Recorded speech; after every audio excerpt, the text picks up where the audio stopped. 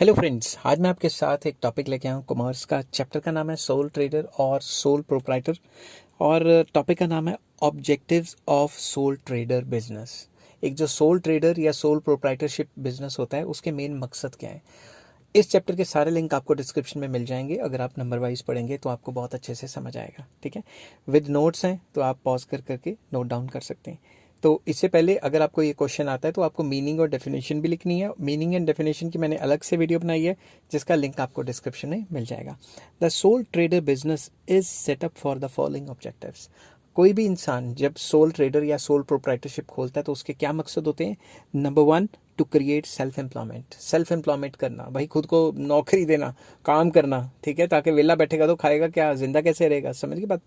Soul trader business helps people to create work for themselves. अगर sole trader या sole proprietorship ना हो तो बहुत सारे लोगों को तो कोई काम ही ना हो। जैसे कोई इंसान छोटी दुकान खोल के बैठा है, कोई छोटा बिजनेस खोल के बैठा है, तो उनको काम क्या होगा, कोई काम ही नहीं होगा अगर सोल ट्रेडर ना हुआ, ये इस टाइप का बिजनेस ना हुआ। Instead of looking for a job outside, a person can start his own small business. इससे बढ़िया कि वो किसी और के अंडर काम करे, अपना ही ना कोई छोटा मोटा काम खोल के बैठ ले। इसलिए वो अपने आप को सेल्फ एम्प्लॉयमेंट अपॉर्चुनिटी देता है। तो सोल ट्रेडर बिजनेस हर एक को अपॉर्चुनिटी देता है कि वो अपना खुद का छोटा मोटा काम खोल सके। To utilise funds, second point, a person having surplus funds may start sole proprietorship to make productive use of his funds। अगर किसी बंदे के पास थोड़ा बहुत पैसा पड़ा है वो उसको कहीं ना कहीं इन्वेस्ट करके अपना कोई छोटा मोटा बिजनेस खोल सकता है। अगर पैसा पड़ा रहता तो पड़ा रहता, उसको इस्तेमाल करेगा, छोटा मोटा बिजनेस खोलेगा, क्या पता पैसे को घुमा के और ज़्यादा पैसा कमा ले। If the funds are small and not enough for big business, it is better to set up small business instead of keeping the funds idle। Simple words में, अगर उसके पास ज़्यादा पैसे नहीं है, बड़ा बिजनेस नहीं खोल सकता, तो छोटा खोल ले।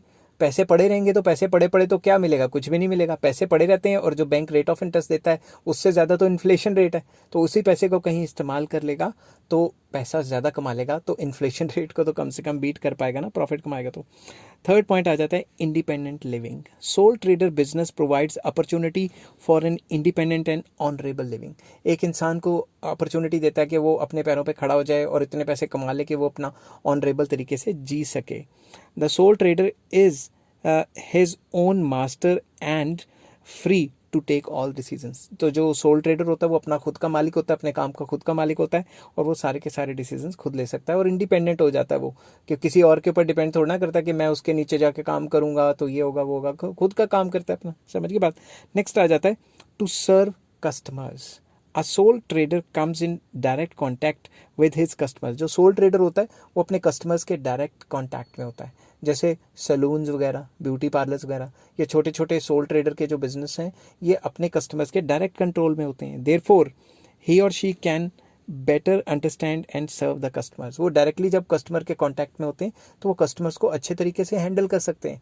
अब टाटा या बिरला या रिलायंस ने कोई काम किया या कोई जियो खोल लिया या फिर टाटा ने अपनी कारें बना दी, तो जो रतन टाटा है वो एक इंडिविजुअल से जाके थोड़ी ना बात करता है कि भाई कार में कोई दिक्कत है नहीं है।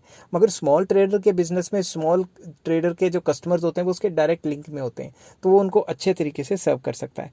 Sole trader business can be set up nearest to consumer so that they can buy their daily necessities conveniently. तो जो सोल ट्रेडर बिजनेस होते हैं वो जहाँ कस्टमर्स की नीड होती है उसके आसपास ही खुल जाते हैं ताकि कस्टमर को जब भी चाहिए हो वो उनको जाके उनकी गुड्स या सर्विसेज खरीद सकें। Equitable distribution of wealth. Soul trader business helps in the distribution of income and wealth among the large number of people. Soul trader help करता है कि डिस्ट्रीब्यूशन ऑफ इनकम में इक्वालिटी आए, इनइक्वालिटीज़ कम हो जाएं। इक्वालिटी तो खैर आ ही नहीं सकती, इनइक्वालिटीज़ कम हो जाएं। कैसे? जो लोग वेले बैठे हैं, आइडियल बैठे हैं, उनको कमाने की अपॉर्चुनिटी देता है, वो भी अपना जो स्टैंडर्ड ऑफ लिविंग है अच्छा कर सकते हैं, तो वो गरीब नहीं रहेंगे, गरीब से अमीर बनने की पूरी अपॉर्चुनिटी देता है। It avoids monopoly and concentration of wealth in few hands. अगर आप कोई छोटा मोटा बिजनेस खोल लेते हो तो आपकी भी कमाई लग जाएगी, तो फिर सारा के सारे पैसे अमीर लोगों के पास नहीं ना रहेंगे, आप भी कुछ कमाओगे तो आपके पास भी पैसे होंगे। तो सोल ट्रेडर बिजनेस अवॉइड करता है इस इनइक्वालिटीज़ को। समझ गए बात। और इक्वालिटी को ये तो नहीं कह सकता कि 100% ले आता है, ये कह सकते हैं कि इनइक्वालिटीज़ को रिड्यूस करता है और गरीब बंदे को भी चांस देता है कि वो अपना छोटा मोटा बिजनेस खोल के अपने पैरों पे खड़ा होकर अच्छी खासी कमाई कर सके। नेक्स्ट आ जाता है feeder to large business. Sole proprietorship firms are usually small in size. These units provides ancillary services to big firms. तो स्मॉल बिजनेस या स्मॉल प्रोप्राइटरशिप ज़्यादातर एंसिलरी सर्विसेज, छोटी मोटी सर्विसेज देते हैं। किसको?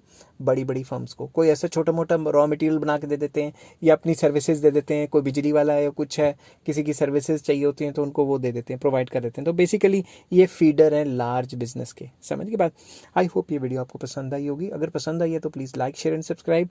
नेक्स्ट टॉपिक मैं करूँगा मेरिट्स क्या है सोल प्रोप्राइटरशिप की। इस चैप्टर के सारे लिंक आपको डिस्क्रिप्शन में मिल जाएंगे। Take care, bye bye.